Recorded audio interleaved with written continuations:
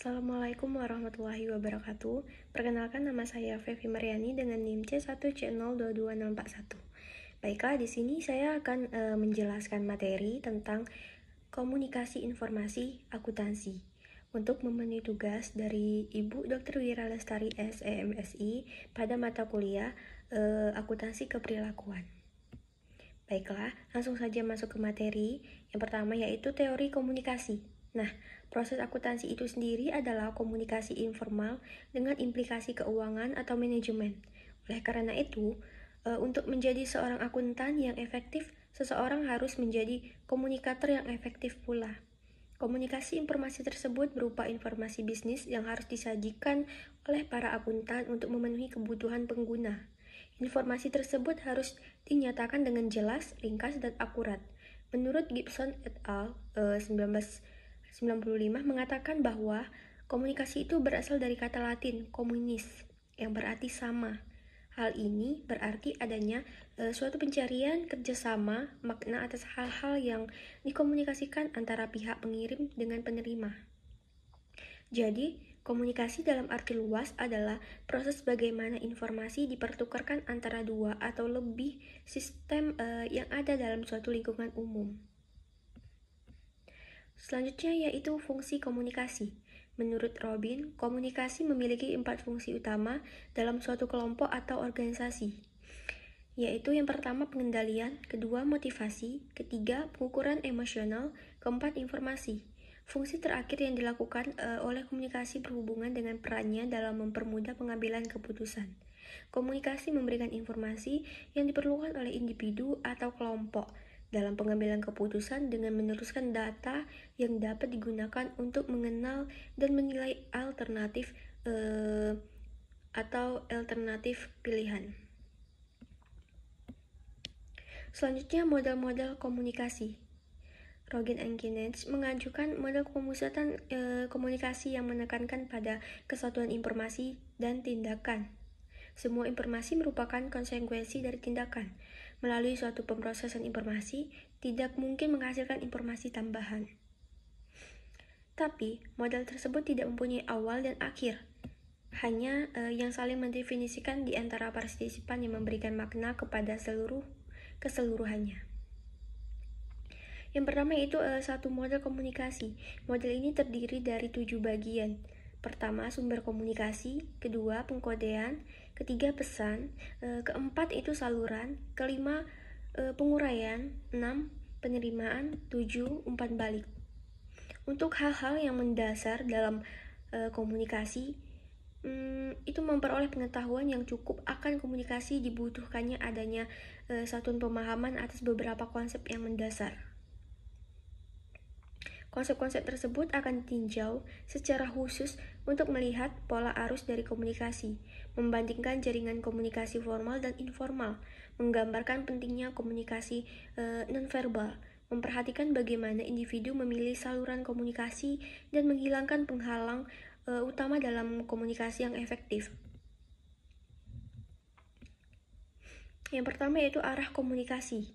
Komunikasi dapat mengalir secara vertikal dan lateral, di mana dimensi vertikal dapat dibagi menjadi lebih lanjut, komunikasi ke atas dan ke bawah. Komunikasi ke atas itu merupakan komunikasi yang mengalir ke suatu tingkat yang lebih tinggi dalam kelompok atau organisasi.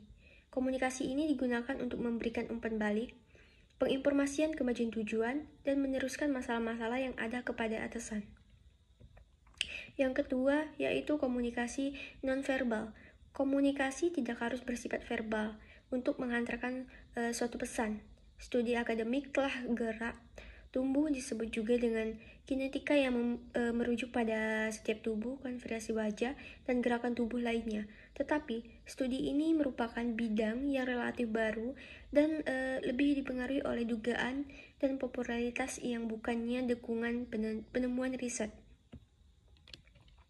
Selanjutnya yaitu ketiga, penghalang komunikasi efektif. Beberapa penghalang utama terdapat komunikasi efektif yang perlu disadarin yaitu penyaringan, perspektif selektif, defensif, dan bahasa. Penyaringan mengacu pada pengirim yang memanipulasi informasi sedemikian rupa sehingga tampak lebih menguntungkan di mata penerima. Penentu utama dari penyaringan adalah banyaknya tingkatan dari suatu struktur organisasi. Semakin banyaknya tingkatan vertikal dalam hierarki organisasi, semakin banyak kesempatan untuk penyaringan. Selanjutnya yaitu variabel-variabel yang berpengaruh pada komunikasi akuntansi. Yang pertama itu sumber. Ada dua aspek yang dapat dipengaruhi proses komunikasi, yaitu kredibilitas sumber, kesamaan antara penerimaan dan sumber, kredibilitas sumber. Secara umum, diakui bahwa semakin kredibel sumber dari suatu pesan, semakin besar efektivitasnya. Efektivitas biasanya dipahami sebagai perubahan sikap ke arah yang disarankan oleh sumber. Akan tetapi, kredibilitas sumber itu merupakan suatu karakteristik dari sumber sebagaimana dipandang oleh penerima. Yang kedua yaitu pesan. Barlow mengidentifikasikan 5 elemen pesan yang sebaiknya dipertimbangkan ketika menganalisis komunikasi isi, organisasi atau struktur, kode, perlakuan, elemen-elemen pesan. Elemen-elemen pesan itu sendiri adalah kata-kata, kalimat, paragraf, angka, statistika, tabel, dan grafik lainnya. Yang ketiga yaitu saluran. Jalur komunikasi itu merupakan alat untuk menyebutkan informasi. Scrum tahun 1973 mengelompokkan atau membedakan saluran berdasarkan 6 dimensi. Yang pertama panca indera yang dipengaruhi, kedua peluang untuk umpan balik, ketiga besarnya kendali penerima, 4 jenis pengkodean pesan, 5 kekuatan multiplikatif, keenam itu pelestarian pesan. Keempat, penerima. Ketika menganalisis suatu situasi komunikasi, seseorang perlu mempertimbangkan faktor-faktor mengenai penerima seperti latar belakang, demografis, dan budaya, sikap sebelumnya, pengetahuan, pola perilaku, dan sistem lingkungan sosial di mana mereka akan menggunakan informasi tersebut. Pada umumnya, semakin serupa penerima atau sumber mengenai faktor tersebut, maka semakin mudah dan semakin efektif komunikasi tersebut. Yang terakhir yaitu umpan balik. Umpan balik ini merupakan pesan yang dikirim oleh penerima kepada sumber dalam menanggapi pesan awal. Umpan balik memungkinkan terjadinya pertukaran ide. Umpan balik memastikan komunikasi yang efektif, yaitu pemahaman ide di antara individu dalam jaringan sosial atau organisasi formal. Kurangnya umpan balik adalah penyebab utama dari masalah efektivitas komunikasi. Selanjutnya yaitu masalah-masalah terbaru dalam komunikasi. Yang pertama itu penghalang komunikasi antara pria dan wanita. Riset yang pernah dilakukan oleh Deborah Tannen memberikan beberapa wawasan penting. Riset yang pernah dilakukan oleh Deborah Tannen memberikan beberapa wawasan penting mengenai perbedaan antara pria dan wanita dalam gaya mereka. Khususnya, ia mampu menjelaskan mengapa gender seringkali menjadi penghalang dari komunikasi lisan. Kedua, itu komunikasi yang benar secara politik. Kebanyakan orang menyadari secara mendalam mengenai bagaimana perbedaan katanya telah dimodifikasi untuk mencerminkan ketetapan secara politik. Tetapi, ada sisi buruk dari ketetapan politik. Ketetapan ini menyusutkan pembendaharaan kata yang menyulitkan orang-orang untuk berkomunikasi. Yang ketiga yaitu komunikasi lintas budaya. Komunikasi yang efektif sulit dilakukan pada kondisi terbaik.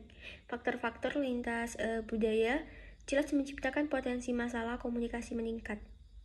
Seorang penulis telah mengidentifikasikan 4 masalah spesifik yang dikaitannya dengan kesulitan membahasa dan kesulitan lisan komunikasi lisan budaya. Baiklah, mungkin hanya ini materi yang dapat saya sampaikan. Apabila ada kata yang salah, saya mohon maaf. Dan saya akhiri, wassalamualaikum warahmatullahi wabarakatuh.